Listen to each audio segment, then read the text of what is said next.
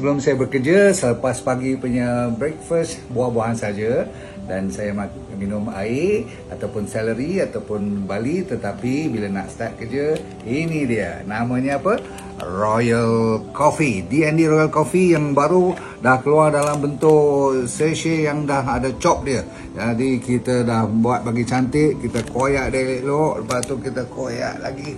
Jaga baik-baik, kalau tak boleh pakai gunting pun tak apa supaya tak berterabur nanti. Okey, cun. Lepas tu tuang dia elok-elok.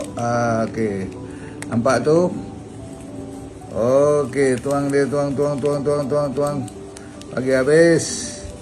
Cukup untuk secawan. Jangan air banyak sangat, nanti rasa tak berapa syok pula kan. Bagi je ngam-ngam. Ni pekat tak pekat, kita kacau elok.